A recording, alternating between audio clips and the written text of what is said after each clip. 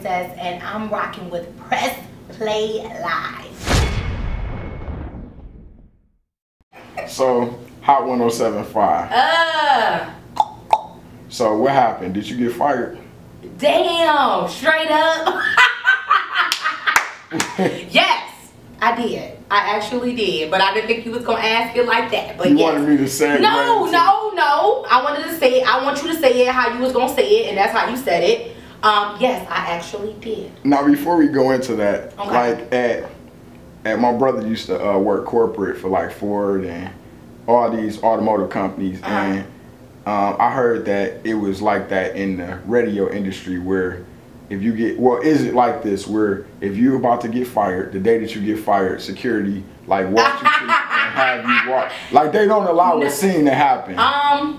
Security didn't walk me out. I mean, I'm not sure. Well, not just with you, but anybody that. No, I've never seen security walk anybody out from being let go. Your superior usually walks you out, so you know your boss. I was with the station for 8 years, and so I've seen a lot of people come and go. I've never seen anybody get walked out by security. Okay, just like a.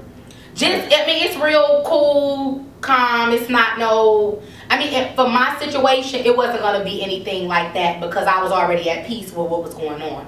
So what I mean by that is I already felt like that was coming. You know what I mean? So I was already good. I wasn't in that, oh, if they let me go, I'm about to tear some stuff up. Like, my mind and everything was already at peace. And not to say that people turn up.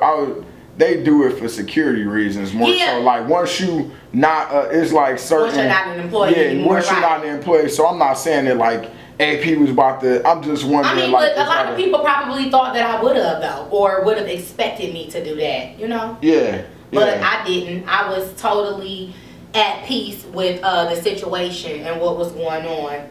I was good, and I am good right now. So. Nah, with Hot 107, or should we talk about like what happened?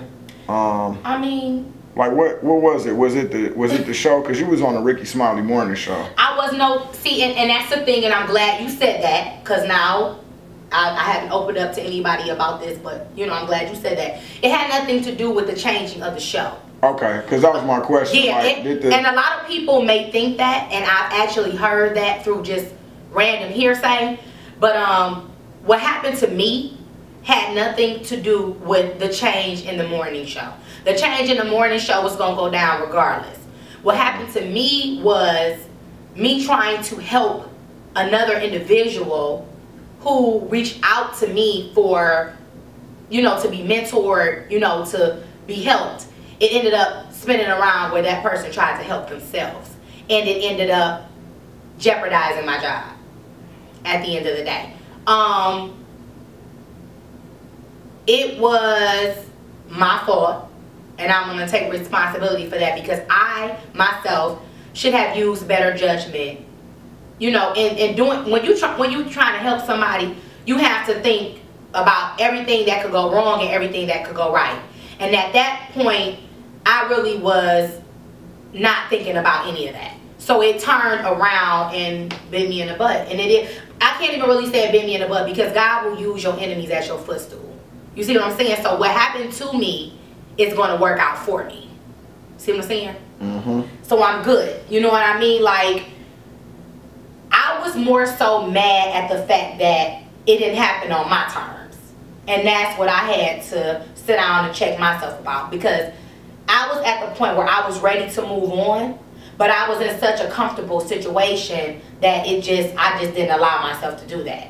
You know, I'm on the radio, people hear me, and that's all I cared about. You know what I mean? I didn't care about me not being genuinely happy with being there. Like, yes, I'm happy when I'm on the radio, but the things that was going on around me, I really was trying to shake.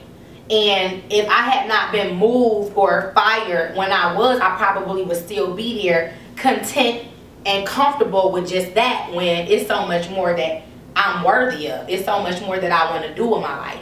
You know what I'm saying? There's so much more you know, talent wise, like I could go anywhere, you know, and be okay. I'm from Detroit, you know how we do. You know what I'm saying? We can go anywhere and set up shop and be good. But because I was in a comfortable place and everybody here knows me, and this is just, you know, I thought this was it. Like, this is me, this is my comfort zone, this is where I'm gonna be. It's really not.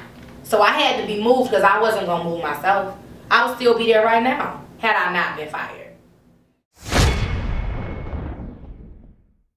I was just checking out some of your interviews just to, you know, and it seemed like you had did an interview with So Detroit, and you was talking about that you was gonna go down to Miami. And this interview was like, what, August or something of last year? So did you kind of know that? I went to Miami. I did go down to Miami. I went to Miami for Mazani. She had a network to net worth event that she puts on every year, I believe.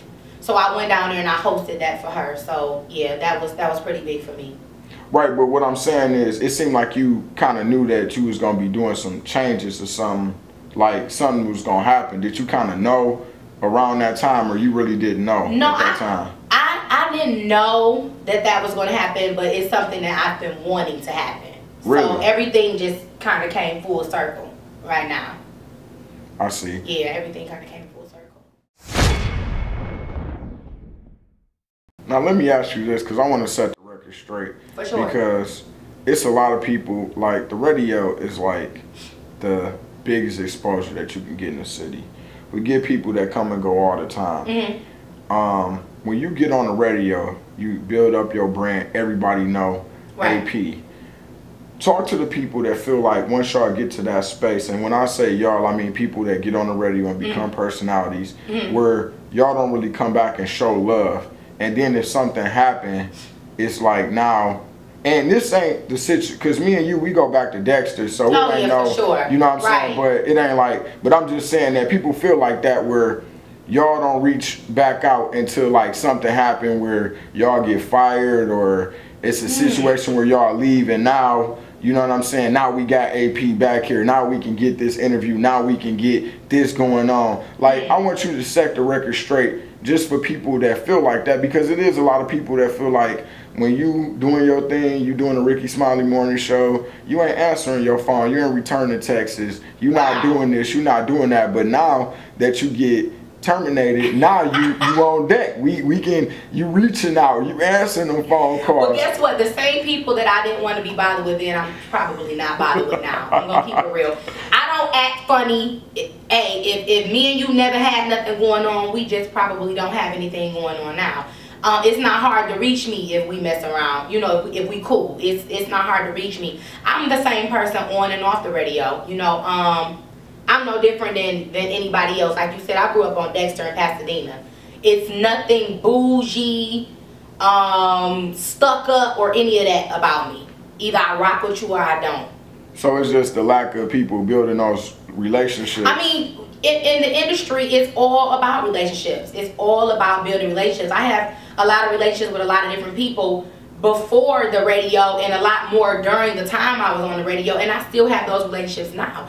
Even though I'm not at the station, I still have relationships with people at the station. That was the question I was going to ask you too. Like, you cool with a lot I'm cool with everybody that's still there. Like, it was no bad blood. It's no bad blood lost. I can still call people that I associated or friends of mine that work at the station now, and like a lot of them, we hung out outside, you know what I'm saying, of those walls. So it's not no. Yeah, y'all stuck together like glue. Like any event somebody launched her through, y'all all came to show love. We always show love. It was a real relationship. We did. I have real relationships with people in there. So it's not, oh, AP doesn't work here anymore and she don't talk to us no more and all that stuff. It's not none of that. If I talk to you then, I talk to you now.